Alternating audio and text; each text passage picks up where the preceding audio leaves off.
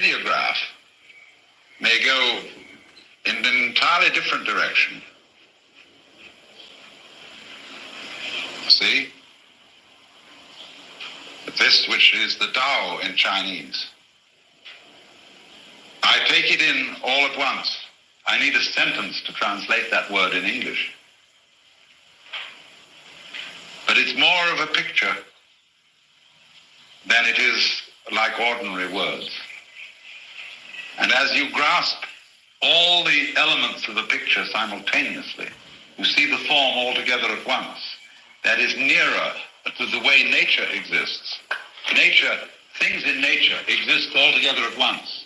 Everything's happening altogether everywhere all at once. You know? And we say, well, in words, it won't stop for you to describe it. Take too long. By the time you've described it, it's all different. So, we do, you see, luckily for us, have an aspect of our organism which is paying attention to all the things we don't notice.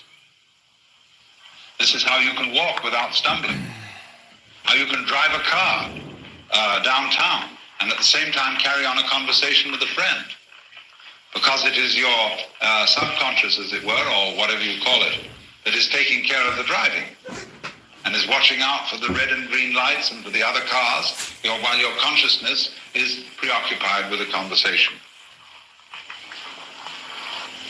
So, however, in a culture where the value of spotlight consciousness is exalted, and that is you, then do you see you have an exceedingly great need for state number 2. If you're happy and you know it, clap your hands.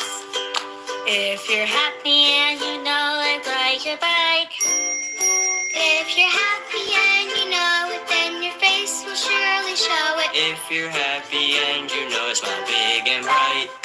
Thousands of kids just like me are happy every day. And it's all because of generous people like you who support Shriners Hospitals for Children every month. Because of people like you, Shriners Hospitals for Children is able to make an everyday miracle happen for kids like me. Your monthly gift today could change your life forever. Because of you, we are happy and we know it. Thank you. Thank you. Thank you. Thank you. Please, go online right now to give. LoveToTheRescue.org right away.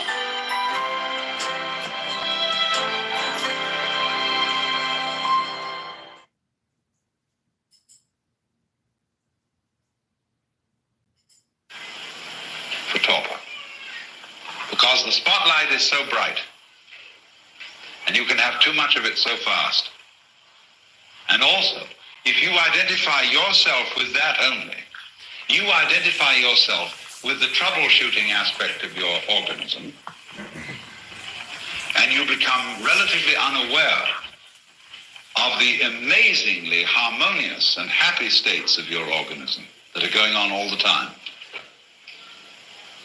And in times you see certain kinds of culture, certain epochs in history, people emphasize that you've always got to be on the watch. And they regard it as very sinful to relax into the beautiful, wonderful processes that are going on in us that are harmonious constantly. See, to enjoy breathing. That's a silly thing to do. Most people would say, well, enjoy breathing? What's that going to achieve? And this all goes back, you see, to this Christian idea. Brethren, be sober, be vigilant. For your adversary, the devil, as a roaring lion, walketh about, seeking whom he may devour, whom resists steadfast in the faith. And of him, Christian, dost thou see them on this holy ground, how the powers of darkness prowl and prowl around. Christian, up and fight them, you know. And wowee, it's going on all the time. See, you're never safe. Just as there are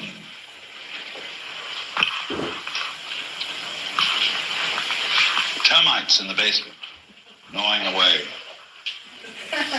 parasites in your blood, probably few little cancer cells kicking up somewhere. Go to the doctor, inspect, check up. Once every 2 months, watch, it's coming. See? It's coming. And you've got to correct it here, correct it there, keep everything going. Otherwise the weeds keep coming in. If you don't watch out, the birds are all over the roof. Birds, keep watching human beings. The minute the birds got any idea that a house is really vacant, they're going to move in. Squirrels, rats, everybody is waiting. And so on the spiritual level, there are the demons. They're just waiting, watching for you. So stay awake. Don't dare go to sleep. Don't ever relax. Because if you do, in it will come. Watch therefore and pray. You never know when it's going to happen. So this is the complete identification of man with his troubleshooter. Just got to be on the watch. Now, the only difficulty about this is that when you manage to protect yourself so successfully against all the powers of darkness, you reach the point where you become the kind of creature that's no longer worth protecting. It's the same sort of thing that happens, that if to defeat the Nazis you have to become Nazis, what was the point of the fight? If to defeat the Gestapo, the Secret Service of the Red Chinese and all that plot, we have to have a secret police ourselves, we're going to be just as bad as theirs, what is gained? What are you protecting? See? The biggest farce of all is this, that if you want to know the real lowdown on the next war, join the Air Force and be safe. Because the only people who are really going to be protected are the guards. You'll be able to have either be way up there, or else you'll be in great, vast basements in Nevada, where they've built under-mountain airports with all sorts of oxygen tanks and supplies and things that last forever. Because what a farce the whole thing has become. The original idea of guards and soldiers was to protect the women and the children. Now what we do is we have the women and children bombed out of existence in the cities, whereas the guards are guarded. So all guarding eventually becomes guarding of guards. It's circles of defense protecting circles of defense. And in this way, mammals turn into mollusks. A mammal is so constructed, you see, that the hard stuff is on the inside and the soft stuff on the outside. A mollusk is the other way around, with the hard stuff on the outside and the soft stuff on the inside. Well, nature favors a bit mammals over mollusks, because a mammal is more sensitive, more responsive. See, a mollusk, you go donk on it and it doesn't feel anything. Whereas the mammal is really pliable, which is why, of course, in military tactics, we abandoned armor. A knight in armor was completely helpless once he was unhorsed. Because he wore this armor, but he depended upon the forward rush of the horse and his lance to just blow through everything. But once you managed to unhorse him, he was the clumsiest thing. He was like a lobster. And all you had to do was to knock him down and crack open his shell with a can opener. So, increased mobility was found to be more effective. So now, this watch business. Watch, guard, always be watching, see? As I say, it creates, it protects, it encourages a style of life which eventually is not worth living, because it is like being the great dictator. It is like trying to be God. If you're the great dictator, and you're in charge of everything, you should read a Hindu book called the Arthashastra. This deals with advice to a man who is a chakravartin, that means a turner of the wheel, or we would say a big wheel, who is the supreme ruler. And it tells him, first of all, that he mustn't trust anyone. No friends for you, my boy. No intimacies. Keep your own counsel. And especially, watch out for women. They have a way of worming secrets out of you for their favors which you want so much. So don't ever get too close to a woman. You can have concubines and prostitutes and everything like that to satisfy your physical needs. But don't fall in love. And trust no one. Then arrange it so that everybody around you mistrusts everyone else. You have set up what's called a kind of negative mandala. A mandala is a circle of power. You so arrange it that your immediate ministers are at odds with their subordinates. Why? Because if your immediate ministers do anything to betray you, their subordinates who want to occupy the superior position will sneak on them to you. Then you knock off the Grand Vizier and put someone in his place, because he's fool enough to want to get up there, but still. Then outside that rank, you have another rank of people at odds with those, and so all the way down. Divide and rule. Then you live at the center yourself, and you have a secret passage connecting your inmost center with somewhere down the river where you've got a boat waiting in case anything goes wrong. And on the way out, there's a stone which you can remove. And when you remove this key stone as you escape through your underground passage, the entire palace will collapse, kill everyone in it. It gives you architectural instructions how to do this. Then, of course, you have to have poison testers for your food. Eat nothing until someone else has eaten it and see if they drop dead. And then you have to have guards standing beside you, always, day and night. But there are other guards secreted behind panels in the wall who are watching the guards guarding you. And so you can't really ever sleep except with one eye open. You can never be like an ordinary inconspicuous individual and take a carefree walk in the park, because you have got to be in control 24 hours a day. So do you see how Big Brother, this is a Hindu version of Big Brother, is the greatest prisoner of all? He is the captive of his own survival system. He can never go this way. He'd find it very difficult, too, to go this way. He has to be all the time playing God, playing the personal, autocratic monarch of the universe. Now, you may think this very courageous, and so on, but in the end, the game isn't worth the candle. It has to fall apart.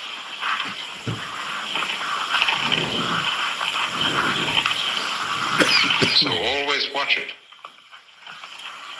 That what you fight for is worth fighting for, and that it's something other than fighting for. Because otherwise you start fighting for.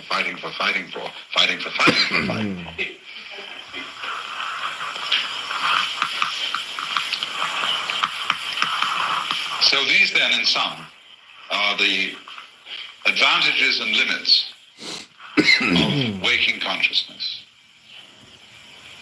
That it is a version of the world where what is important is what is valuable for survival,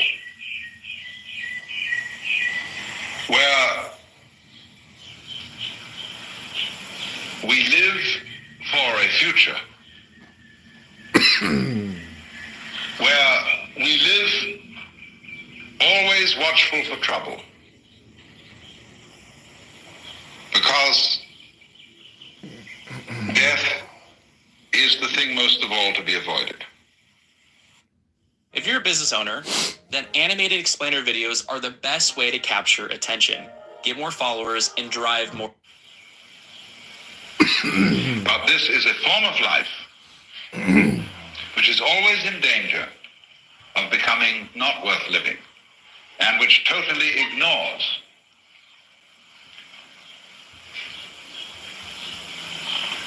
a whole world of experience going on all the time around us, which is magical, gorgeous, and far surpassing in depth and wonder most of the things which ordinary waking consciousness people call pleasures. Yesterday afternoon, I was working mainly on the contrast between the normal state of waking conscious attention, which was this one, number 3, and what you might call the generalized awareness of the human organism. And I was using the metaphor of conscious attention as a spotlight and the generalized awareness of the organism as a floodlight. And showing how, by identifying ourselves with the spotlight operation of consciousness and with the voluntary neuromuscular system, we attain to a very partial conception of ourselves and a very partial and symbolic view of the world. That is to say, we see what we learn to notice, and we screen out everything else. We really don't notice anything that we don't also have a name for. And children are constantly asking when they're learning to talk, what is this and what is that? And you'll notice that children very often point to things for which we don't have any names, and they want to know what it is. For example, we don't, like some of the American Indians, have a name for dry space. Nor do we have a name for the inside surface of a cylinder. There may be a mathematical term for it, but in ordinary speech, the inside surface of a cylinder doesn't have a name for it, except a long phrase, the inside surface of a cylinder. Nor, for example, do we see any connection between having 6 toes and pushing aside the branches of a bush to get through. But in an American Indian language, those are the same ideas. It's all based on the idea of V. You V the branches to get through, and you, as to your foot, you have a 6th one Ving off at the edge. You see? Now, what you notice, the way the world seems to you, the way its logical connections seem to you depend on whether you have words for it or whether you have symbols for it. So then, what happens is, as a result of concentrating on, or of using, shall I say, overusing, over-exercising the faculty for conscious attention, we come to have a sensation of our own existence as beings definitively separate from the outside world, the world beyond the skin, and from most of what goes on in our own bodies. And this state of affairs we could call alienation. When this state of affairs exists all by itself, but it is not necessary for that state of affairs to exist all by itself. The spotlight consciousness can be supplemented by increasing use of the floodlight consciousness so that it becomes balanced. We assume that the baby, before it has learned conscious attention and before it has learned any words, is all the time using floodlight consciousness with a little bit of spotlight, and therefore would feel, as Freud supposed, oceanic, that is to say, at one with its surroundings. When later words are used and it is taught to be itself, and to construct the outside world as society constructs it and conceives it, then the baby develops a sense of having a separate ego. And this development is brought about by means of a stratagem, which gives the infant a great deal of confusion. Because since the baby is given a sense of identity by parents and teachers and relatives and other children, it is unable to resist the pressure put upon it by the social group. The pressure of a group, even upon an adult, is enormously powerful. Much more so on a child. So the odd thing is that by the commanding pressure of this group, the child is informed that it is free. That is to say that it is an independent agent and an originator of actions for which this separate identity is to be held responsible. And in that, you see, there is a weird gimmick, because the baby is told that it must be free. Did you know that Amazon has a $50 million fund that they have to pay out every month? And here's how you can get a cut of it. My name is Charlotte Mickelson, and we help everyday people grow their income with... You are ordered to be free. That is to say, you are required to do actions which will be acceptable only if you do them voluntarily. And this basic contradiction that underlies our sensation of personal existence is the result why most people are confused, and why there is a nagging sense of frustration underlying all civilized human existence, because you are trying to solve a self-contradictory and therefore insoluble problem. How to be... You're not a Jewish. You're not a Jewish.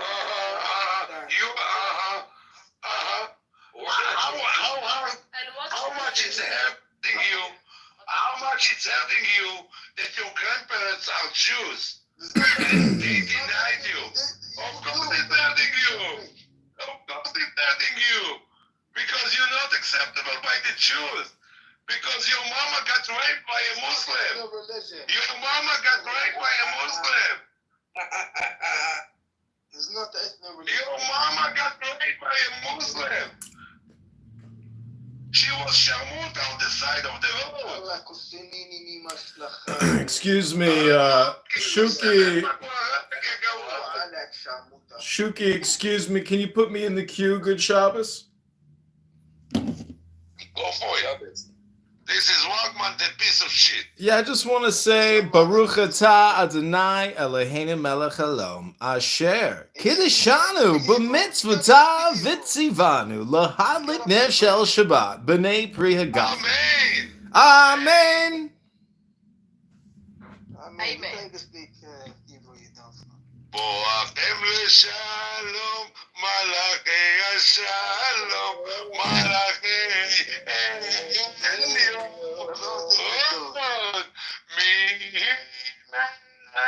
מלאכי המלכים, הקדוש ברוך הוא. Yeah, that's something you do. לא מלאכם, מלאכי השלום, מלאכי עליון.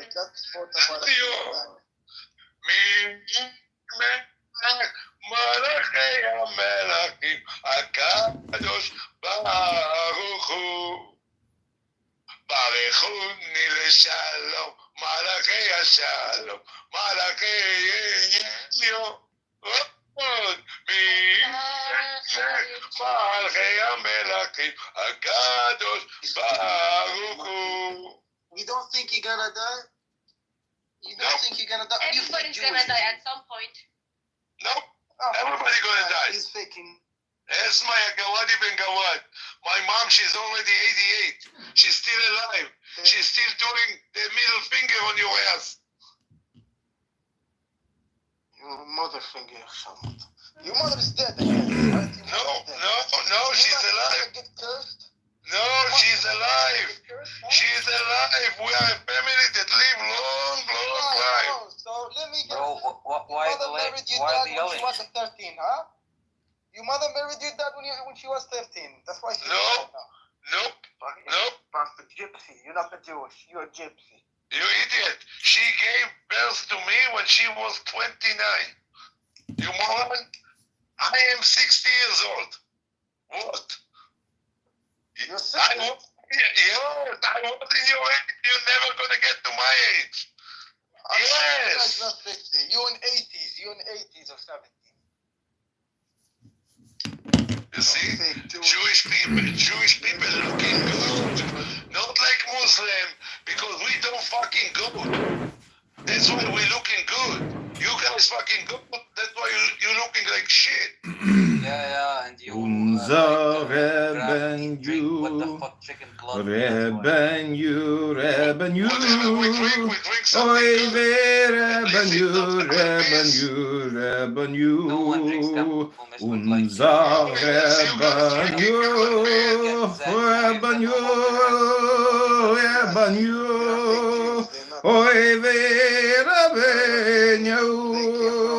Unser Rebenu.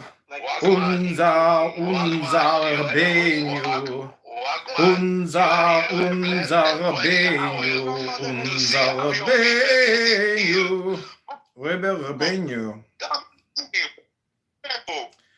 our rabbi, oh, our rabbi, unser Rebenu. Revenue, oy vey, revenue, He's not talking like that to a lady. No way. It's only Islamoland. They're talking like that to women. Wagwan is basically a guy who have childhood trauma. We have to be considerate. Dem His reddens mom was being niggen. fucked all the The time. rabbis Rabbis fun of him and when he was a melody. kid. And he saw Inside her of my being first meeting stalled with out Peretz, for Sholem $5, Ash, $10 just to give him milk in the morning. So of course he have like childhood trauma. He thinks every woman is a shamota or like a This may bitch have been the because song his he mom referred was to. one. So I don't Revenue, blame him oy, for thinking that revenue, all of us are shamota. revenue. Yeah, I agree with you. Kiss I him, agree. Dr. Doesn't Max, like doesn't Patterson, you and sheet saying music. that about his mom proves his point? No, actually, I'm just explaining why we shouldn't be mad at him for having such experience with his mom. Hi, Why Shuki. would you think that? Shuki, Shabbos is nearly upon us, and I'd like to sing a world famous song. It's called Our Rabbi.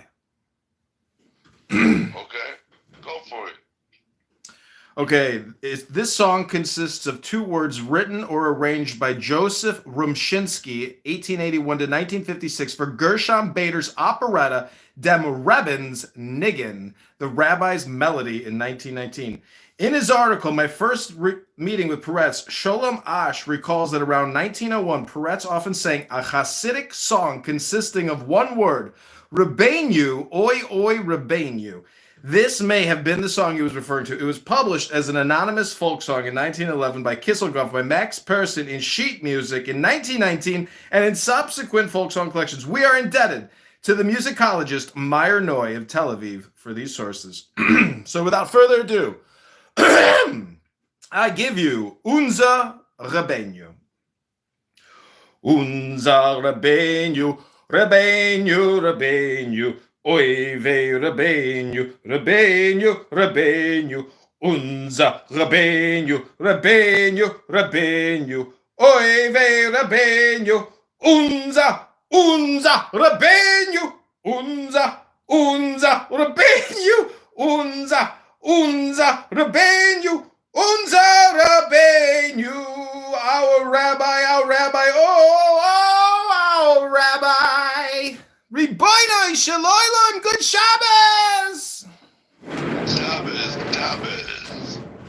Hey, did you hear breaking news? U.S. intelligence agencies are saying that Israel is going to strike Iran's nuclear facilities. This just came across on CNN. We're talking about like yesterday or like 2 days ago they were talking about it. We were talking about this in Gary while you were in Gulag. When you were not invited. I was actually raising a concern about that. Did you hear me? No, I can't understand it. This is an English-speaking room for I was actually there arguing while you were in Gulag. I wonder how did it make you feel? Gulag, Gloria. Yes, Did you understand it? No, I wasn't, Gloria. In Gary's room. Like, you literally were in Gary's room now. You just No, Gary always has me up. I'm one of his oldest friends. I know, just tell him what Soren said in his room. You know, he What come is up that with now? very strong point and push back. So, yeah. Gloria, you've never said anything that was either strong or You truthful. can ask him next time. Come up with very good points. Very extremely concise points. Gloria, like everything else that comes out of your mouth, it's either bullshit or imbecilic.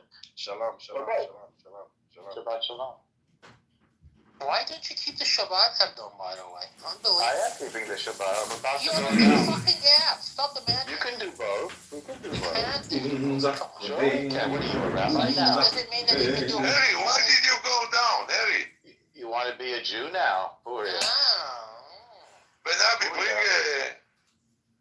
Harry up. Why do you get... I think that's Wagwan as a trend. I didn't know that Wagwan was a transgender. Oh wow. If he's your old friend, why he didn't invite you to the stage, Abdul? Huh? Because I came at the end, Gloria. You didn't notice? Is that right? Yeah, that's right. A genocide And apartheid. I had the very strong point. Obviously. By the way. And guess what he said? He said, I agree with me. Many of them. He said he agreed with me. In the chat. That's what your old friend The said agree with genocide me. apartheid. The He Zionists. told me that he's a hardcore Democrat. My name is Puria. Hey, Puria, I've already notified International Homeland Security. They're coming to your house tonight to pick you up. We're going to send you back to Tehran before we drop the big one. That seems fair. Actually, he would love Tehran. We should send him to Qom. Yeah, let's not give them free tickets.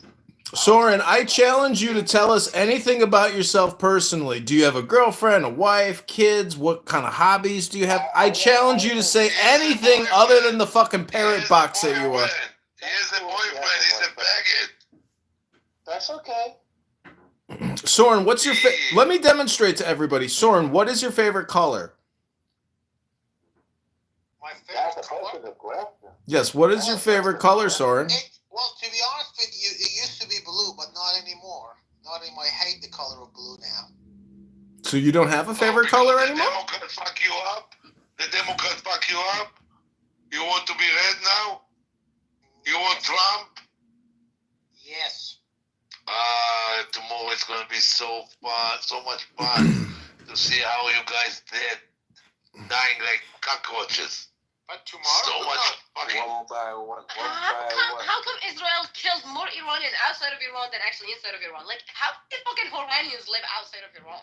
You will Like die millions? one by one by one. Gloria, I told you we were going to hit your nuclear sites. You didn't believe me, Gloria. Who's right now, Gloria? Oh, did it attack already? I didn't know. Who's right now, Gloria? Yes, Stop it is. taking drugs, Abdul. How many times should I say a man of your age shouldn't take drugs? Soren, are all those nuclear physicists getting in their Mercedes right now and driving up into the mountains to get away from the detonation site? You don't need science anymore, Adrian. All you need is AI. AI is going to do everything for you these days. Yeah, we've got above nuclear bombs now. We've got the first degree nuclear bombs just dropping. Like there's no tomorrow, one by one. Chop, chop, boom, boom, boom, boom, boom, boom, boom. I actually made a beat by one of the explosives they gave them one time. I actually made a beat. One of my friends is a DJ, and he's been playing around in every single club he goes to. Hello. Well, look, he was right. Abdul was right about the In der Tiefkeit von der Nacht liegen Bag und Tollvertrag. Kolemen, Kaloi Meis, Kolemen, Kaloi Meis. Schickte Bag zum Tollabrich, entweder Tollbag You piece of obser. shit, you. You know no Jew. You don't do. Hi, King Shuki, I'd like to be put back in the queue. I'm now, since we're going to have to listen to this piece of shit, I'm just going to lower the volume and sing a beautiful Jewish song called Dreaming Dreams. In der Tickfried von der Nacht liegen Bag und Toll vertracht. Kolemen, Kaloi mes, Kolemen, Kaloi mes, schickt der Bag zum Tollablich. Entheft Toll bald ob Zürich, selbige Rayones, Kolemen, Kaloi mes, Toll und Barg und Toll, Blind Blumen on Atoll. Kishef, Umetum, wiedert ab der Bagakol, entfährt wieder ab der Toll, bald wird still arum, bald wird still arum. Sounds like Hebrew and German. Yeah, that's basically it. That was a poem by Eliza Greenblatt from 1888 to 1975. Music by Solomon Golub, 1887 to 52. Published in sheet music by Metro Music Company, New York, New York, 1932. This was Greenblatt's first published poem, Doo-Doo. Thank you. Apparently, you have a magical voice that makes terrorists out of here. You got to fight fire with, wretched fire. I think it's Valentine's Day, so that's why they are getting so scared of love, Could you imagine being in a relationship with somebody like Soren or Resistance, and all they do... Ew. Yeah, I mean, no poetry, no love, no affection, just really horrible men. But they're here because there's light in these rooms, so they're attracted to it. I mean, because their lives are wretched. Soren says that if a woman is too good at sex, he's skeptical. He thinks they're a slut. Oh, wow. So what does he want? Someone bad. A slut? To be too open sometimes. They blame too open, on different things. I don't know what they blame, but yeah, I know where that stems from when he says that. I think I know. He just doesn't know good pussy. I thought he's gay. Isn't he? Yeah, he just doesn't know. But I think where a lot of it stems from, stems from not ever having good pussy, because everybody's got pussy, but yeah, so I know where it stems from. And You think it all stems from pussy? Yeah, no, but it's an issue we all go. Is that a metaphor for God, basically? The labia, the clitoris, the flying orb? The way Lucas says that word is very weird. Which word was that again, sorry? That word, mate. Pussy. Yeah, why do you say it like that, for fuck's sake? Because this is something that some You people do find sound American, Adam. Are you Somali? I'm not American. Yeah, I'm from Somaliland. He's from Somaliland. Yeah, there are a bunch of them. Forget about them. But this pussy. Wait, what do you mean forget about them? What do you mean?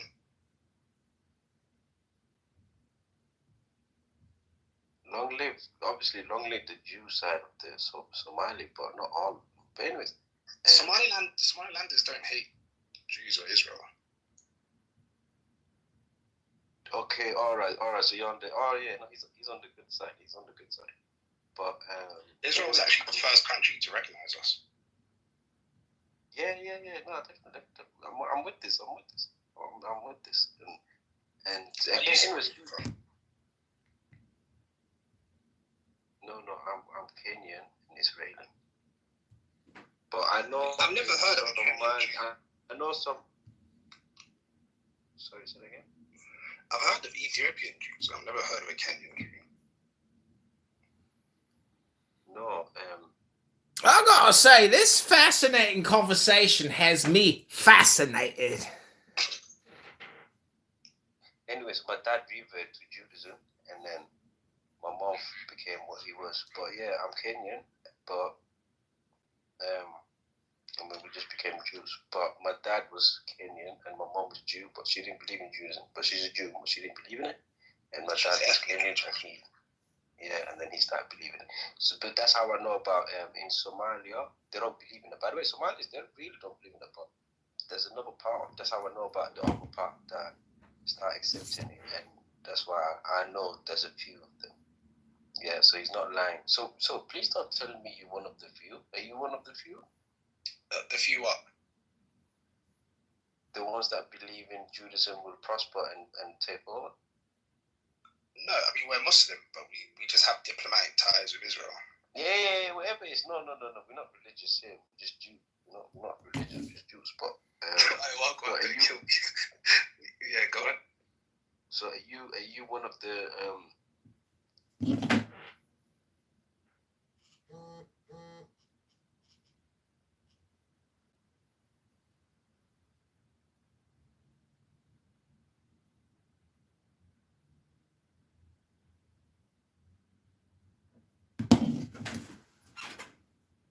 Okay, this is Chicago Republicans.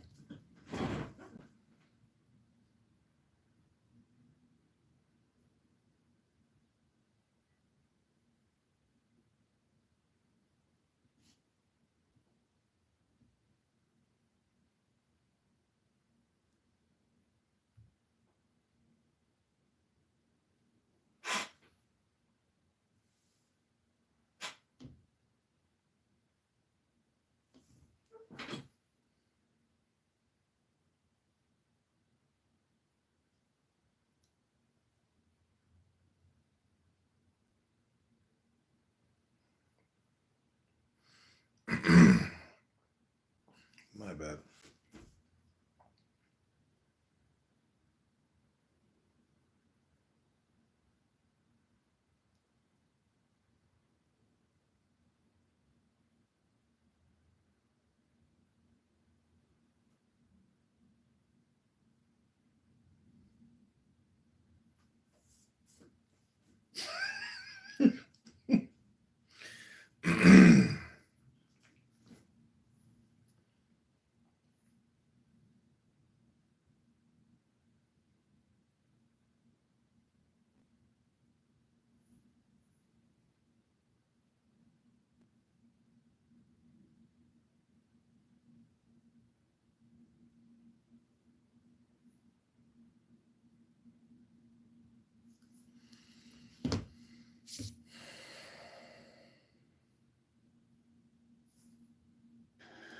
You just need attention? Is that it? No, I just don't like it. You getting up into other black men's business. I just don't like that. That child has a father.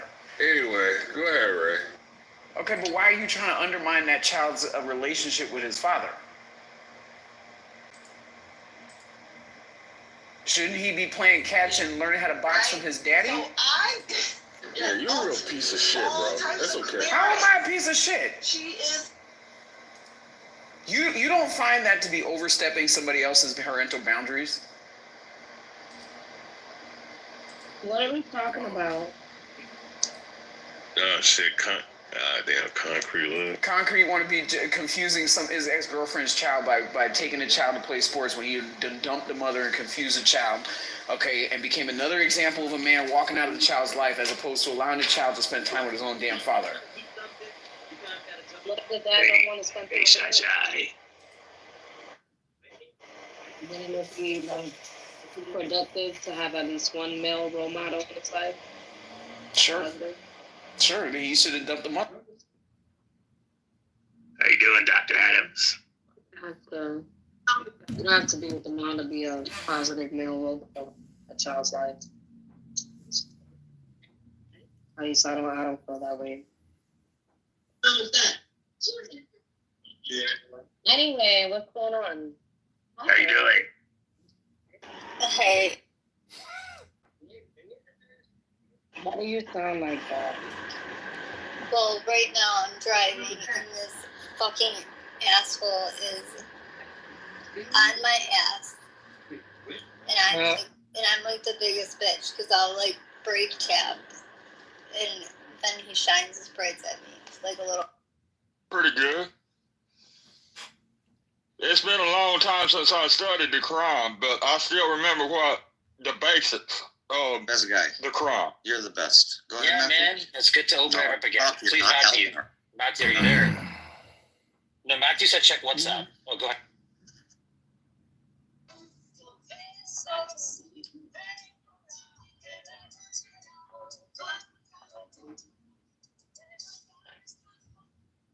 Go like on the internet, he's gonna ask, like, he's gonna make a documentary about Somalis. So he's gonna say Mogadishu was not built by Somalis, it was built by Arabs, and Somalis took it from them. So only the Abrahamic religion is inspired by God. Are you sure about that? Like, is that partially true, or? No, I'm not sure about that. What? Just making sure. Is this recorded? I didn't watch it.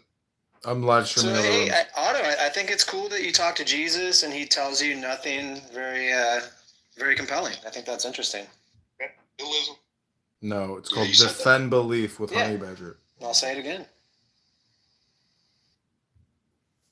I need about 10 million. I need about 10 million units built across the nation. you don't need cross the nation. Focus on Detroit first. Don't try to boil the ocean. It's homeless people across the nation. Yeah, but you got to focus on the people in your community. Because I think they find that they do fall into those cultural gender dynamics in all their relationships, and that's probably largely unaffected. And what is affecting their relationships are probably broader other.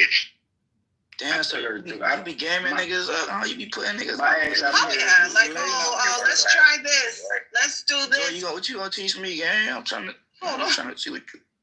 I ain't never heard no shit like that. You got years in the field, guy. Y'all sound ridiculous. Y'all sound like a bunch of little boys who just want to play around in the sand. Stop projecting, yeah. Right. It's nothing to do with me. I'm just saying that's just what they do. It's not something I requested. Right. Hey, Gene. When you asked them why was it $300, what they tell you? They just said that that was the charge. Damn, boy, they scared they are. I mean, that was the shipping charge. But Hey, I thought you were about to say something smart, nigga. Bro, the left side of my brain is cooking right now. You gotta chill. This nigga just did a purse, bro. Yeah, we ain't gonna lie. I remember every week I get tired of this shit. Who changed their number? Me, because motherfuckers be always asking for my number. Oh, so that means you be getting it out. They got to stop us. We got to change our life. I don't get my number. I'm engaged.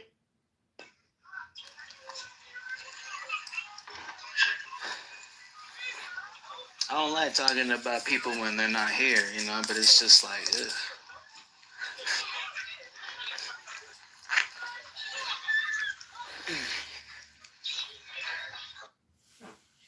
Hey, Rossi, follow me back.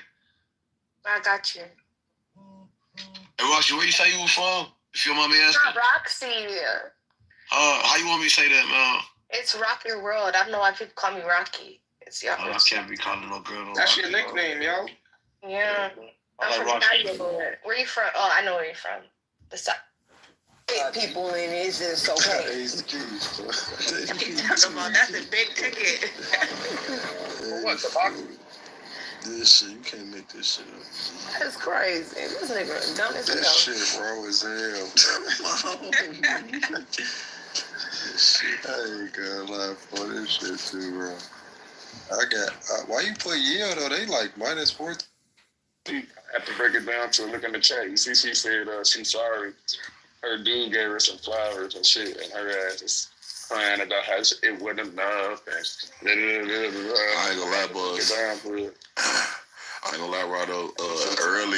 Earlier, she was completely embarrassing about her man. She said she only had a cat. The other day, she said she had a man and a cat, and I brought it up today. Then she. That, and you know, the point that I would always grab to before is those three parables that Jesus says next to each other of, you know, the prodigal son, the lost coin, and the lost sheep.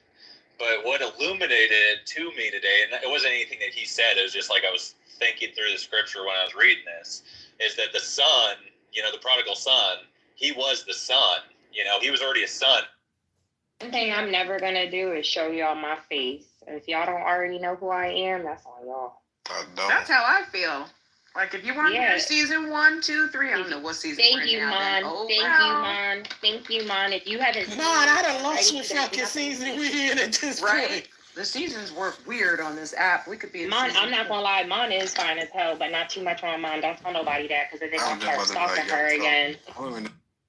When we come to Malik, what he understood from the Sunnah was the practice of Ahlul Medina. Do you disagree with that?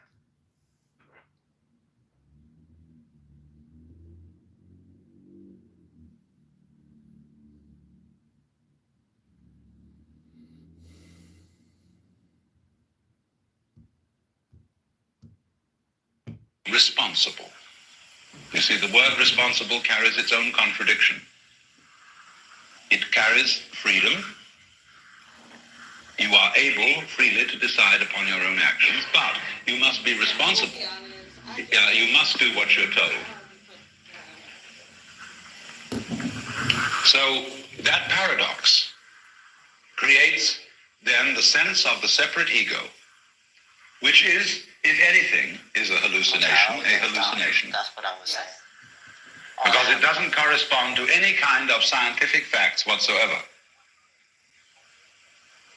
The separate organism, although separate, although having a clear outline and identity in that sense, and although every human character is unique and different from all others, nevertheless, every organism goes with its environment inseparably.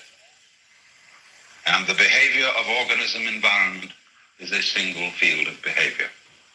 These are the facts as they are seen by physicists, biologists, and ecologists. But our experience, our sensation of our own existence is not in accord with the facts. So what it seems necessary for us to do is not, as it were, to try to get rid of the sense of having a separate ego. You can't do that. You can't wash off blood with blood.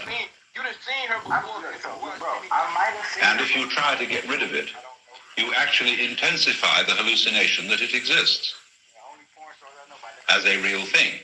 But the ego exists in the same way as the equator. That is to say, it is a social institution, an imaginary boundary, which has a certain convenience to it. But when you start mistaking social institutions for physical processes, you are under a hallucination. So then, could we possibly go to a state of consciousness in which, without giving up the spotlight, that is to say, the faculty for conscious attention, and for constructing symbolic worlds, by selection among our sense impressions, could we do that not sort of all by itself in a vacuum, but against the background of more generalized awareness? Because after all, every particular activity, every tracing out of details, as I pointed out yesterday, requires a background. So the background of ordinary attentive consciousness, looking at, is generalized awareness. And the more you become aware of generalized awareness, the more you realize that you and the external world, right out to the furthest known galaxies, are a single process. And so when this begins to appear, one moves into state number 4, which I've called sensory awareness. There is a Zen saying, when looking for the pillow in the dark, the mind is all in the hands. Now, it's very interesting how you can, as it were, shift your mind all over yourself. Normally one thinks of it as in the head, although for Chinese and Japanese, the center of the mind is always in the center of the chest, which they call shin in Chinese or kokoro in Japanese, and that means the heart mind. And they feel that they think from here. We feel, of course, that we think from here, and that we have a little man inside our head who is the ego and directs it all.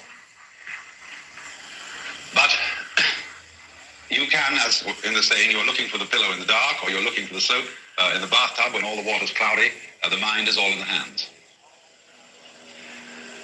Now, beyond that, you can very simply get into a state of consciousness where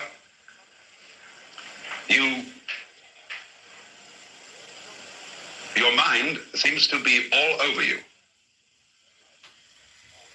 Where instead of feeling that you are looking at things, you feel rather that you are becoming them. And the whole external world comes on, one could only say, in a very different way from the usual. The reason why this can happen is, of course, that all that we feel about the external world is in fact a state of our own bodies. What you are seeing now in front of you is how it feels inside your head, in the optical nervous centers. Your brain, and all that goes with it, is translating whatever there is in the outside world into states of itself, called color, shape, weight, texture, and so on. So all that you see is you, really, physically. But also one must add to this, that one of the things in the external world is you. So you are both outside and inside. You are something in nature, but all that you know of nature is you. And you'd have to take these two things into consideration simultaneously. So sometimes it might feel as if everything you see is inside your skull. And the next moment it might feel that your skull is in the middle of everything. Then the next moment everything is inside you, and then you are in the middle of everything, you see? A sort of capping process like this. So, in this state, you find that you less and less discriminate between what is important to be looked at and what is not important to be looked at.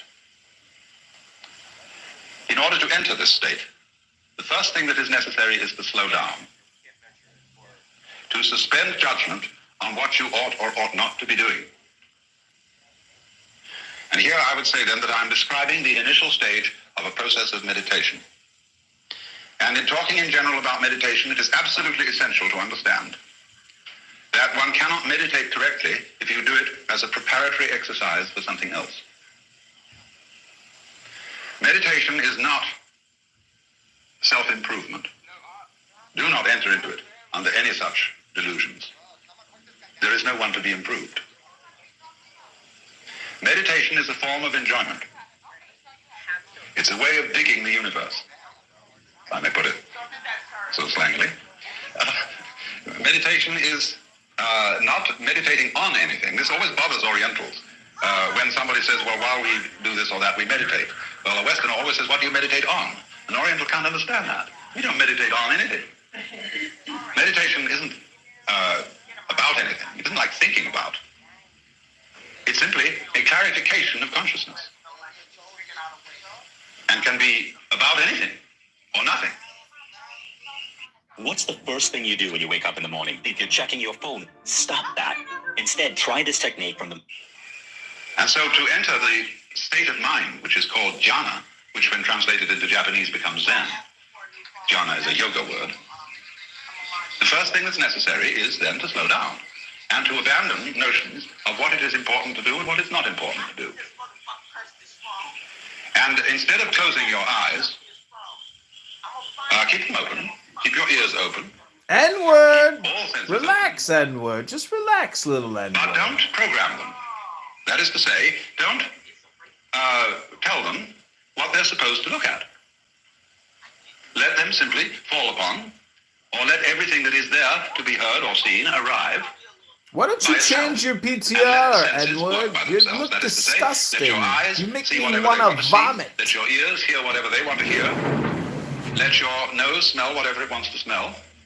And let your sense of touch feel whatever it wants to touch. And in general, let your mind do whatever it wants to do. Of course, as a matter of habit, the mind tends to be incessantly chattering. Words set up constant circuits, and one's skull is full of voices. They're not always your voice. Your mother's voice, your father's voice, your Aunt Matilda's voice, your teacher's voice is still talking to you when you think. And if you listen very carefully to your thoughts, you will hear other people in your head. Because you see, you are not you. You are an amazing collection of what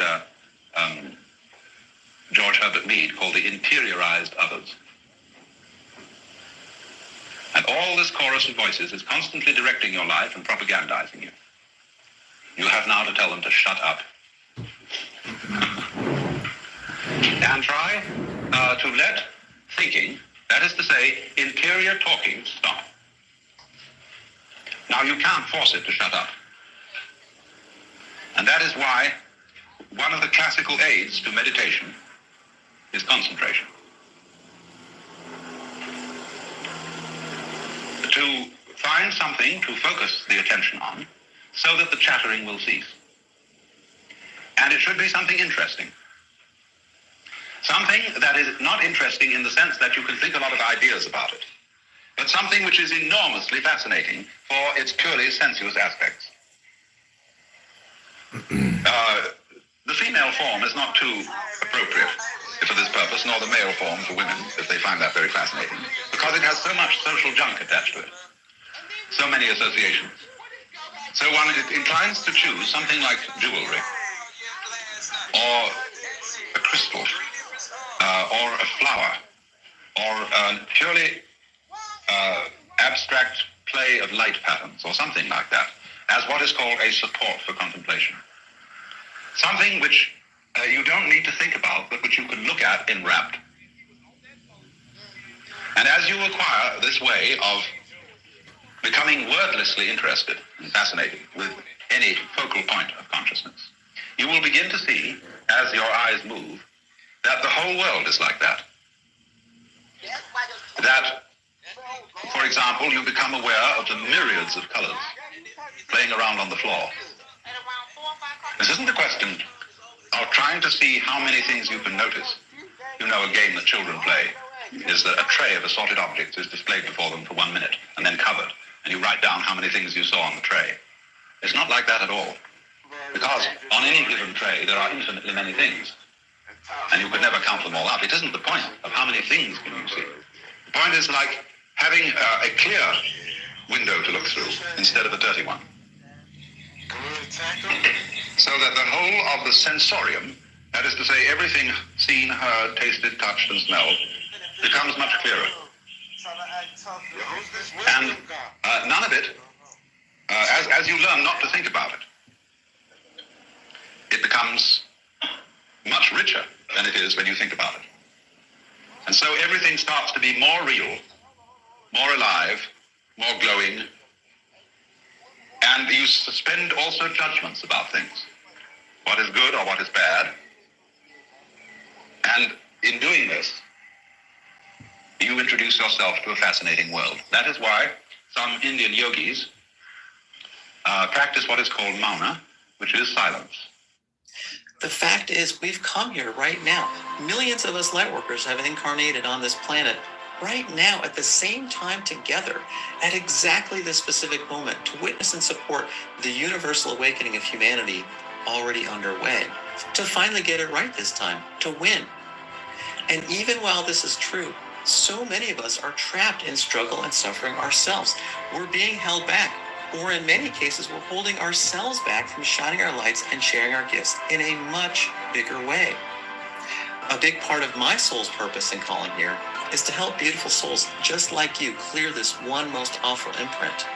And I'm so grateful to say that in just the past 2 years alone, I've supported over 25,000 sacred souls in this way. Many who have cleared this block with me have experienced profound and life-changing benefits, including miracle-level financial breakthroughs, the spontaneous shape-shifting of physical health challenges, greater clarity around and a deeper connection to their soul's purpose, greater power and ease in their gifts, total transformation of difficult relationship dynamics, kundalini awakenings, third eye openings, direct transmissions and downloads from their highest self, other peak experiences, and more. The Lightworkers Persecution Imprint is a block that limits us in so many ways, including in ways we don't even realize until after we've cleared it. Clearing this number one worst hidden Lightworker block very often unlocks a massive upgrade in our mind-body energy system and a massive upgrade in many parts of our lives, including in parts of our lives we're not thinking about or expecting. I'll be leading a large group clearing of this block very soon. And I'd so love it if you would join me in our beautiful community of like-minded, like-hearted souls for a super powerful session during which we'll be doing the deepest, most thorough clearance of the Lightworkers Persecution Imprint I've ever led.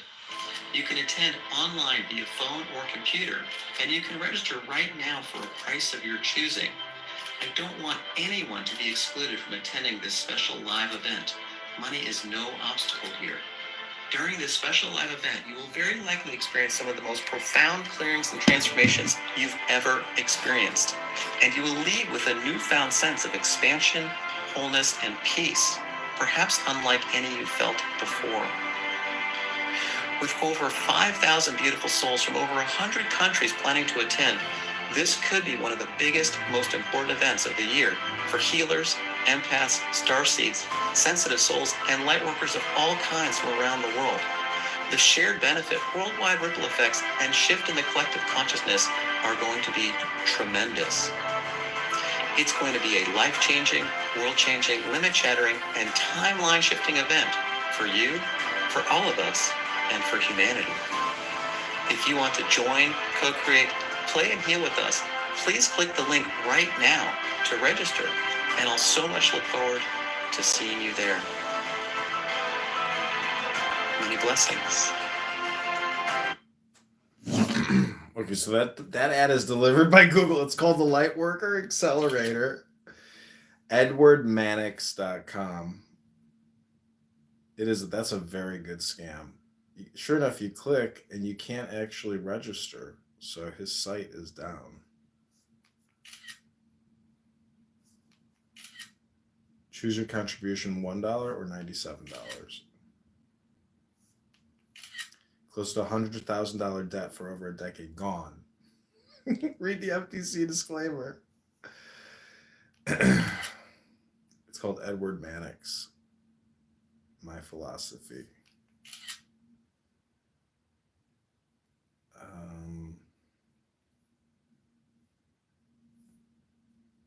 Anyways.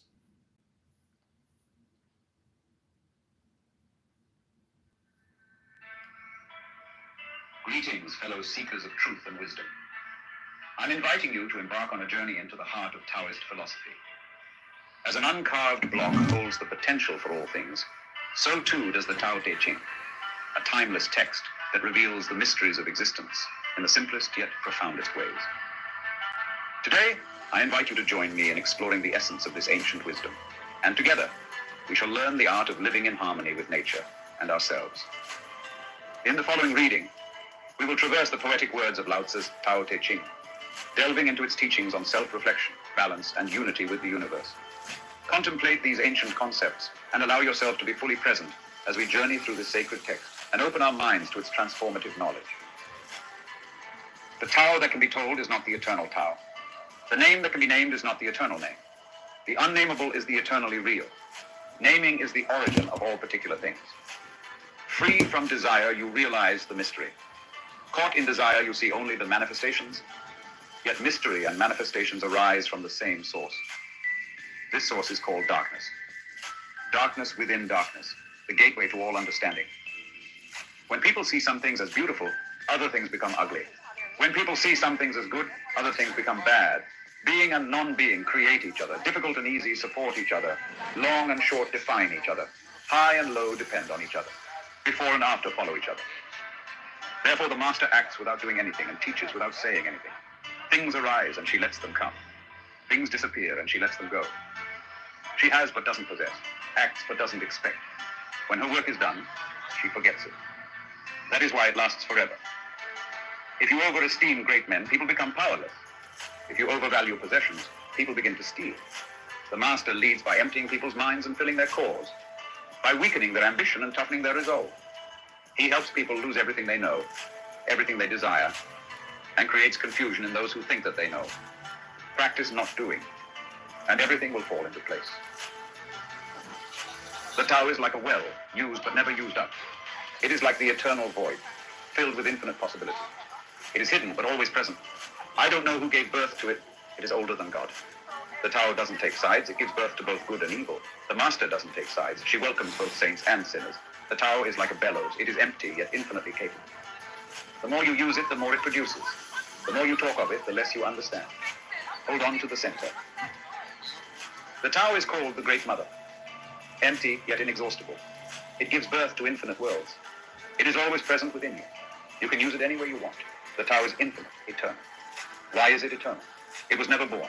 Thus it can never die. Why is it infinite? It has no desires for itself. Thus it is present for all beings. The Master stays behind. That is why she is ahead. She is detached from all things. That is why she is one with them. Because she has let go of herself, she is perfectly fulfilled. The supreme good is like water, which nourishes all things without fight. It is content with the low places that people disdain. Thus it is like the Tao. In dwelling, live close to the ground. In thinking, keep to the simple. In conflict, be fair and generous. In governing, don't try to control. In work, do what you enjoy. In family life, be completely present. When you are content to be simply yourself and don't compare or compete, everybody will respect you. Fill your bowl to the brim, and it will spill. Keep sharpening your knife, and it will blunt. Chase after money and security, and your heart will never unclench. Care about people's approval, and you will be their prisoner. Do your work, then step back. The only path to serenity. Can you coax your mind from its wandering and keep to the original oneness? Can you let your body become supple as a newborn child? Can you cleanse your inner vision until you see nothing but the light? Can you love people and lead them without imposing your will? Can you deal with the most vital matters by letting events take their course? Can you step back from your own mind and thus understand all things? Giving birth and nourishing, having without possessing, acting with no expectations, leading and not trying to control. This is the supreme virtue. We join spokes together in a wheel, but it is the center hole that makes the wagon move. We shape clay into a pot, but it is the emptiness inside that holds whatever we want. We hammer wood for a house, but it is the inner space that makes it livable. We work with being, but non-being is what we use. Colors blind the eye, sounds deafen the ear, flavors numb the taste, thoughts weaken the mind, desires wither the heart. The Master observes the world, but trusts his inner vision. He allows things to come and go. His heart is open as the sky. Success is as dangerous as failure. Hope is as hollow as fear. What does it mean that success is as dangerous as failure? Whether you go up the ladder or down it, your position is shaky. When you stand with your 2 feet on the ground, you will always keep your balance. What does it mean? That hope is as hollow as fear. Hope and fear are both phantoms that arise from thinking of the self. When we don't see the self as self, what do we have to fear? See the world as yourself. Have faith in the way things are. Love the world as yourself. Then you can care for all things. Look, and it can't be seen. Listen, and it can't be heard. Reach, and it can't be grasped. Above, it isn't bright. Below, it isn't dark. Seamless, unnameable, it returns to the realm of nothing. Form that includes all forms, image without an image, subtle, beyond all conception. Approach it, and there is no beginning. Follow it, and there is no end. You can't know it, but you can be it, at ease in your own life. Just realize where you come from. This is the essence of wisdom. The ancient masters were profound and subtle. Their wisdom was unfathomable. There is no way to describe it. All we can describe is their appearance. They were careful as someone crossing an iced-over stream, alert as a warrior in enemy territory, courteous as a guest, fluid as melting ice, shapeable as a block of wood, receptive as a valley, clear as a glass of water. Do you have the patience to wait till your mud settles and the water is clear? Can you remain unmoving till the right action arises by itself? The master doesn't seek fulfillment, not seeking, not expecting. She is present and can welcome all things. Empty your mind of all thoughts. Let your heart be at peace. Watch the turmoil of beings, but contemplate their return. Each separate being in the universe returns to the common source. Returning to the source is serenity. If you don't realize the source, you stumble in confusion and sorrow. When you realize where you come from, you naturally become tolerant, disinterested, amused, kind-hearted as a grandmother, dignified as a king. Immersed in the wonder of the Tao, you can deal with whatever life brings you, and when death comes, you are ready. When the master governs, the people are hardly aware that he exists. Next best is a leader who is loved. Next, one who is feared. The worst is one who is despised. If you don't trust the people, you make them untrustworthy. The master doesn't talk. He acts. When his work is done, the people say, "Amazing, we did it all by ourselves." When the great Tao is forgotten, goodness and piety appear. When the body's intelligence declines, cleverness and knowledge step forth. When there is no peace in the family, filial piety begins. When the country falls into chaos, patriotism is born. Throw away holiness and wisdom, and people will be 100 times happier. Throw away morality and justice, and people will do the right thing. Throw away industry and profit, and there won't be any peace. If these three aren't enough, just stay at the center of the circle and let all things take their course. Stop thinking and end your problem. What difference between yes and no? What difference between success and failure? Must you value what others value? Avoid what others avoid? How ridiculous. Other people are excited, as though they were at a parade. I alone don't care. I alone am expression. Like an infant before it can smile. Other people have what they need. I alone possess nothing. I alone drift about, like someone without a home. I'm like an idiot. My mind is so empty. Other people are bright. I alone am dark. Other people are sharper. I alone am dull. Other people have a purpose. I alone don't know. I drift like a wave on the ocean. I blow as aimless as the wind. I am different from ordinary people. I drink from the great mother's breasts. The master keeps her mind always at one with the Tao. That is what gives her her radiance. The Tao is ungraspable. How can her mind be at one with it? Because she doesn't cling to ideas. The Tao is dark and unfathomable.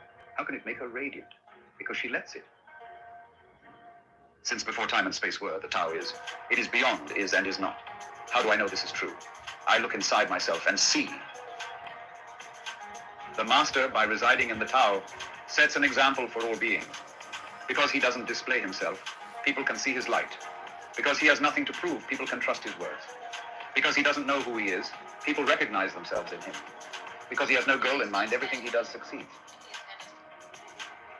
When the ancient masters said, "If you want to be given everything, give everything up," they weren't using empty phrases. Only in being lived by the Tao can you be truly yourself. Express yourself completely, then keep quiet. Be like the forces of nature. When it blows, there is only wind. When it rains, there is only rain. When the clouds pass, the sun shines through. If you open yourself to the Tao, you are at one with the Tao, and you can embody it completely. If you open yourself to insight, you are at one with insight, and you can use it completely. If you open yourself to loss, you are at one with loss, and you can accept it completely. Open yourself to the Tao, then trust your natural responses, and everything will fall into place. He who stands on tiptoe doesn't stand firm. He who rushes ahead doesn't go far. He who tries to shine dims his own light. He who defines himself can't know who he really is. He who has power over others can't empower himself. He who clings to his work will create nothing that endures. If you want to accord with the Tao, just do your job, then let go. There was something formless and perfect before the universe was born. It is serene, empty, solitary, unchanging, infinite, eternally present. It is the mother of the universe. For lack of a better name, I call it the Tao. It flows through all things, inside and outside, and returns to the origin of all things. The Tao is great, the universe is great, earth is great, man is great. These are the four great powers. Man follows the earth. Earth follows the universe. The universe follows the Tao. The Tao follows only itself. The heavy is the root of the light. The unmoved is the source of all movement. Thus the master travels all day without leaving home. However splendid the views, she stays serenely in herself. Why should the lord of the country flit about like a fool? If you let yourself be blown to and fro, you lose touch with your root. If you let restlessness move you, you lose touch with who you are. A good traveler has no fixed plans and is not intent upon arriving. A good artist lets his intuition lead him wherever it wants. A good scientist has freed himself of concepts and keeps his mind open to what is. Thus, the master is available to all people and doesn't reject anyone. He's ready to use all situations and doesn't waste anything. This is called embodying the light. What is a good man but a bad man's teacher? What is a bad man but a good man's job? If you don't understand this, you will get lost, however intelligent you are. It is the great secret. Know the male, yet keep to the female. Receive the world in your arms. If you receive the world, the Tao will never leave you, and you will be like a little child. Know the white, yet keep to the black. Be a pattern for the world. If you are a pattern for the world, the Tao will be strong inside you, and there will be nothing you can't do. Know the personal, yet keep to the universal. Accept the world as it is. If you accept the world, the Tao will be luminous inside you, and you will return to your primal self. The world is formed from the void, like utensils from a block of wood. The master knows the utensils, yet keeps to the block. Thus she can use all things. Do you want to improve the world? I don't think it can be done. The world is sacred. It can't be improved. If you tamper with it, you'll ruin it. If you treat it like an object, you'll lose it. There's a time for being ahead, a time for being behind, a time for being in motion, a time for being at rest, a time for being vigorous, a time for being exhausted, a time for being safe, a time for being in danger. The master sees things as they are, without trying to control them. She lets them go their own way, and resides at the center of the circle. Whoever relies on the Tao in governing men doesn't try to force issues or defeat enemies by force of arms. For every force, there is a counterforce. Violence, even well-intentioned, always rebounds upon oneself. The master does his job and then stops. He understands that the universe is forever out of control, and that trying to dominate events goes against the current of the Tao. Because he believes in himself, he doesn't try to convince others. Because he is content with himself, he doesn't need others' approval. Because he accepts himself, the whole world accepts him. Weapons are the tools of violence. All decent men detest them. Weapons are the tools of fear. A decent man will avoid them except in the direst necessity, and if compelled, will use them only with the utmost restraint. Peace is his highest value. If the peace has been shattered, how can he be content? His enemies are not demons, but human beings like himself. He doesn't wish them personal harm, nor does he rejoice in victory. How could he rejoice in victory and delight in the slaughter of men? He enters a battle bravely, with sorrow and with great compassion. Robert, will you be my Valentine? The Tao can't be perceived. Smaller than Robert's an response electron, it is, contains uncountable I will galaxies. be your If Valentine. powerful men and women could remain centered in the Tao, all things would be in harmony. The world would become a paradise. All people would be at peace, and the law would be written in their hearts. When you have names and forms, know that they are provisional. When you have institutions, know where their functions should end. Knowing when to stop, you can avoid any danger. All things end in the Tao as rivers flow into the sea.